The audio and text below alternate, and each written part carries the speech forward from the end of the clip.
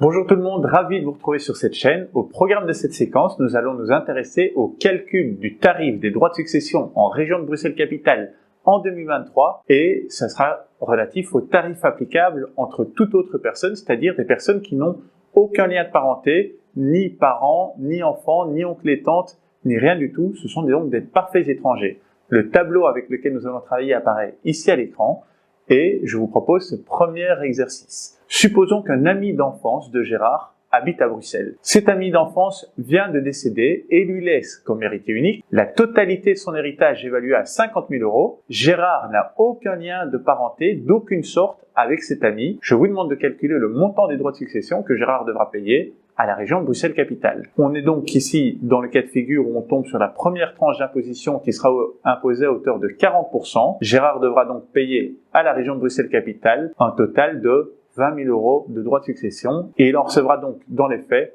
environ 30 000 € sur son compte en banque. Question un peu plus difficile, à combien s'élèveront les droits de succession que Gérard devra payer s'il hérite en réalité de 200 000 € de son ami d'enfance? Dans ce cas-ci, on tombe sur la dernière tranche d'imposition qui sera imposée à hauteur de 80% et auquel on devra ajouter 98 750 € qui correspondent au montant total de l'impôt dû sur les tranches précédentes. Le calcul du montant des droits de succession dus sur la dernière tranche s'élèvera donc à 200 000 moins 175 000 €, c'est-à-dire 25 000 € qui seront imposés à hauteur de 80%, c'est-à-dire 20 000 €. Le total des droits de succession dus sera donc égal à 20 000 plus 98 750 €, c'est-à-dire 118 750 €. Sur les 200 000 € d'héritage auxquels il aurait pu prétendre, il en recevra donc dans les faits 81 250.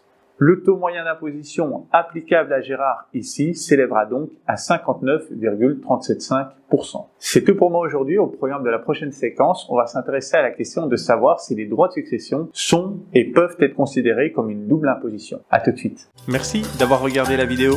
Si vous avez appris quelque chose, n'hésitez pas à mettre un like sur cette vidéo. Vous pouvez aussi vous abonner pour être informé de la publication de nouvelles capsules. N'hésitez pas non plus à me contacter si vous avez des questions ou des idées pour de nouvelles séquences. Allez, merci et à bientôt.